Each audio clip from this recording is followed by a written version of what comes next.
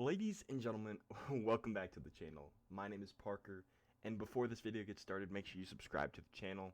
We're 9 subs away from 100, so if you could subscribe, that'd be greatly appreciated. And in today's video, I will be talking about the keys, 10 keys that the Broncos need to, my 10 keys that the Broncos need to have in order to succeed in the 2021 season and make the playoffs. Now, as always, remember that Jesus is king, that he died for your sins on the cross, and if you believe that, then you will go to heaven. And I truly believe God is putting this video out there to you for a reason, so you can hear this message and give your life to him and Jesus. And I thank him for all the glory that's come to this channel, all the views, likes, subscribers, everything. I'm so thankful to everyone who has stopped by, and yeah, it's unbelievable. And of course, without further ado, let's jump into the 10th key for the Broncos' success in 2021. And that is the team staying healthy. Last year, we were ravaged by injuries. Von Miller, Courtland Sutton, Drew Lock got injured in Game 2, which I do think affected his play throughout the season. And so many more guys got injured. Philip Lindsay got hurt at the start of the season. Our cornerback core was depleted at the end of the season. So we need to stay physical and aggressive, but we can't be doing anything stupid that will end up hurting, the players themselves. And you need to protect yourself and your teammates at all times. Make sure that everyone's safe. Play fast, because if you're playing slow out there, you will get hurt. I know from experience for playing football. And don't hit helmet to helmet, because that is going to lead to a higher chance of concussions and obviously missing time for the team. So my number 10 key is for the team to stay healthy. And obviously this is kind of out of their control, but I just put it on here because I do think that they do need to have a little bit of urgency, but still play fast and physical. The 9th key that I have is Vic Fangio needs to improve his game management. If we look back all the way to Week 1 against the Titans, Monday Night Football, towards the end of the game, he just didn't manage the clock well, and that's honestly what cost us Week 1. I thought Drew played great and the whole team played great. It was just the mismanagement of the clock. And then same thing happened in Week 17.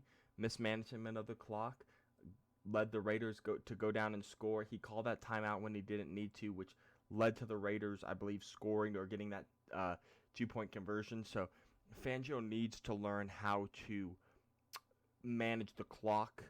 I guess I have it as a second point, but it's multitasking, both defensive play calling when we're on the defense and managing the clock, timeouts, all that stuff for managing the game. When we're on offense, it hasn't been too bad, except for Week 1. That was pretty bad, because when we're on offense, Fangio can focus on managing the game, all that stuff. But when he's on defense, he's got to multitask, calling the plays and managing the game. So he does need to work on that. And if he doesn't think that he can manage both and multitask, I would give Pat Shurmur the responsibility of game management. Have him on the sidelines, or I guess he could still be up on the booth, but the sidelines would be best, so he can call the timeouts, all that stuff, throw the flag. I think Fangio should still throw the challenge flag, but he can be on the sidelines calling timeouts, or have him in the booth and tell Fangio when he thinks he should call a timeout.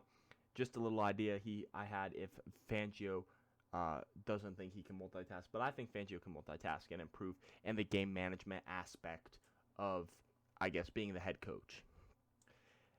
And speaking of Pat Shurmur, he needs to establish a strong run game by, obviously, you have Melvin Gordon and Javonte Williams, Mike Boone, Royce Freeman. You got a very good running back room, so establish a strong run game, because I feel like that's going to be the key to success for our offense.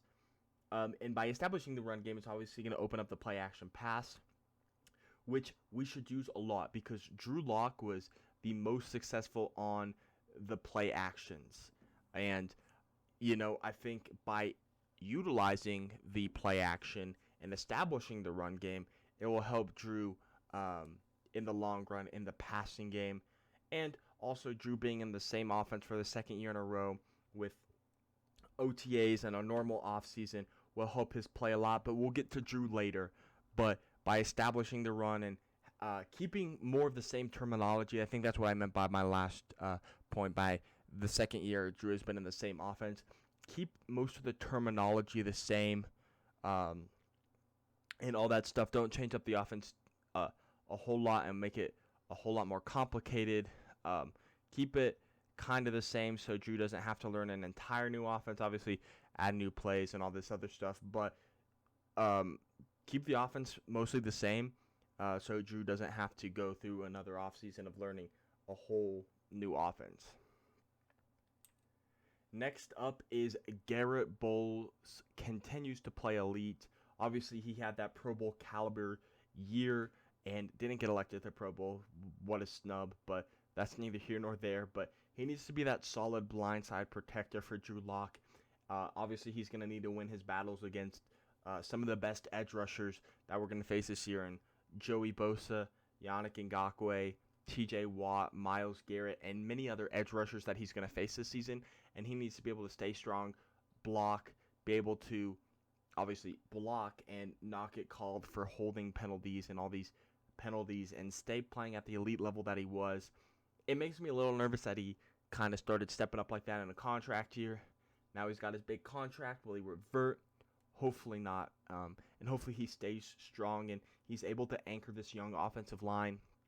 Obviously Graham Glasgow is a veteran. Bobby Massey, who I project as the starting right tackle. But Lloyd Cushenberry, Quinn Miners, and even Dalton Reisner is still a fairly Natani Moody, even who's not starting, is a fairly young line. So being able to anchor the offensive line, and obviously he was the best lineman, so he can still help anchor Glasgow and Massey to that line. So I think by playing solid there will help out a lot with not only the offense and Drew Lock being successful, but also proving himself as one of the best left tackles in the game. At number 6, I have us taking no stupid penalties, and the reason I had Bradley there, I love my boy Bradley Chubb, but the reason he's there is because sometimes he takes stupid penalties, late hits, unsportsmanlike conduct, and all that stuff.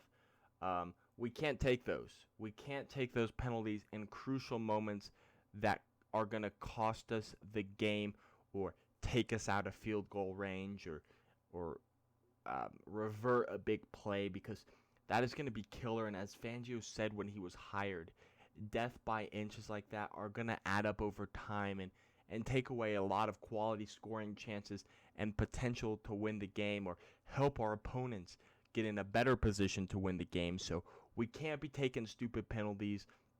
We just need to play Broncos football and not take stupid penalties, because like I said, if we do, it's going to cost us the game and have another bad, disappointing year of us missing the playoffs. At number 5, the secondary needs to lock down. All the corners and safeties, they obviously got to lock up the opposing receivers and tight ends, depending on who they are, because we're going to be playing Travis Kelce and Darren Waller, 2 of the top 3 tight ends in the league, twice each, because they're in our division. So we're going to play them a total of 4 times. So we need to have our corners and safeties locking up, making sure there's no openings, and staying tight in coverage so that our pass rush can get there and sack the quarterback and generate pressure on the quarterback to either hurry a bad throw off or throw a potential interception or even get a sack. The secondary just needs to lock down. And this goes hand in hand with the pass rush. The pass rush, Bradley Chubb, Von Miller, Malik Reed, Derek Tuska need to establish a dominant pass rush off of the edge. And like I said, hurry quarterbacks into a bad throw. Sack the quarterback. force the quarterback to throw an interception or throw the ball away. And this obviously will help out the secondary because they don't have to stay in coverage for so long. Because eventually, if you're in coverage for so long, the quarterback scrambles or the pass rusher isn't getting in there, they'll have time to sit in the pocket, look downfield, scan, and eventually there will be an opening and the quarterback will hit it. So by establishing this dominant pass rush, that doesn't happen, and the secondary doesn't have to cover for long, which will not open up any major holes for the quarterback to complete on a broken play, technically is what it's called. So, yeah, the pass rush needs to be dominant. And number three, we need to establish a solid run game. We need to establish that solid 1-2 punch between Melvin Gordon and Javonte Williams. Obviously, we're going to want to throw Mike Boone and Royce Freeman into the mix here and there, but I do think Melvin and Javonte are obviously going to get a majority of the carries. And there have been rumors that Javonte Williams will be the starting back come week 1. I don't know how true that is.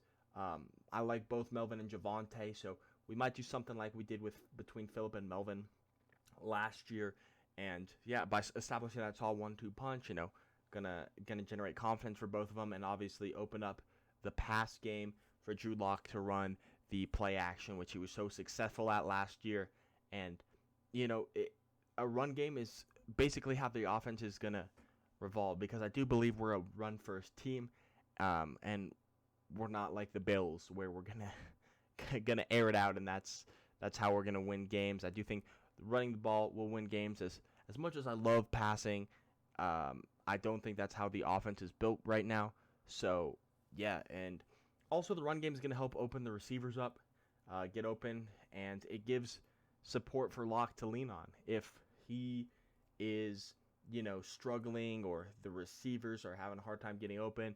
If we have that solid run game, just hand the ball off and they're going to help us get the win. At number 2, we need Von Miller and Courtland Sutton to bounce back. Obviously, ACL injuries are tough to recover from, and especially at Von's age, a lot of people are questioning, is he going to still be the same Von Miller? Is he still going to be that dominant pass rusher coming off the end? And I think, yeah, he will be. But for right now, Von and Courtland both need to bounce back.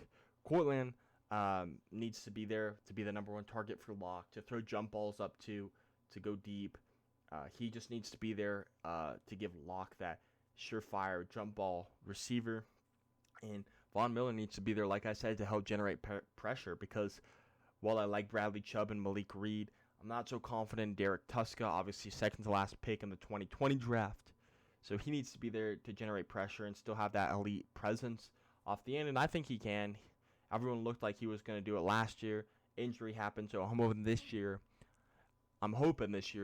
he'll bounce back. And then both of them can't show any signs of the lingering energy. I will slow them down, once again leading to them getting hurt again. And obviously they'll just be off and they won't be playing at full speed, and they won't be very effective if they are not playing and they still have lingering signs of energy. And like I said, again, here in my 4th point, both need to be playing full speed, unaffected by their injuries, and have their bounce back season. I think both Courtland and Von can be comeback player of the year candidates. And yeah, I'm excited to see how this offense runs with Drew Lock, Courtland Sutton, Tim Patrick, Jerry Jeudy, KJ Hamler, Javonte, Melvin, all this offense is exciting, and it definitely has the potential to be a really good offense. We just need one player to step up, and that is Drew Lock. And I believe in Drew Lock. I bought his jersey the day we drafted him. Drew Lock, I still believe in him. I do. And I think he can bounce back and be that player we still think he can be. And I have faith. And I believe in Drew Lock. And there's just some things that he needs to work on. He needs to throw with anticipation, because I'm going to say exactly what that franchise guy said, and it's the truth. So I'm taking exactly what he said. If he throws to his first read, it's going to look really good, really pretty. It's going to be open if his first read's open. But then after that, he needs to be able to scan the field if his first read isn't open and find it. He needs to throw with that anticipation, anticipating that a receiver is coming out of the break and it's going to be open. And he can't rely on that first read as the only read. Because I felt like after the first read broke down, he tried to scramble out of the pocket. He needs to calm down, look, scan, and throw. He needs to use the play actions to his advantage with the solid run game we're going to have. Use the play action, roll out in the bootleg like he did, and throw a strike downfield. And yeah, some of the most important things is he keeps his swag and he keeps his confidence. Because if that confidence goes away, that swag goes away. If the swag goes away, I think the team will stop believing in him. And if the confidence goes away, he's going to stop believing in himself, and he's just going to start playing pretty bad. And then also, I still want him to take the deep shots. I know he got criticized for that. Don't take them as often every play, but still take the deep shots, make the big play, because I do think that will be able to help him in the long run. And also, don't be afraid to check it down, Drew. If we're on first down, second down, don't be afraid to check it down. Pick up a few yards, bring it to third and short. Then we have options. Hand the ball off. Throw the ball. Don't take these deep shots. Don't be afraid, because, every 4 yards, if we pick up 4 yards every play, we're going to score. I truly believe he needs to take those underneath shots. He can't be afraid to, and I think he'll be a good quarterback. But yeah, those are my 10 keys. Let me know what you thought of those 10 keys in the comments below. What are your 10 keys for the Broncos' success? Thank you so much for watching. I'll catch you in a video later. Bye-bye.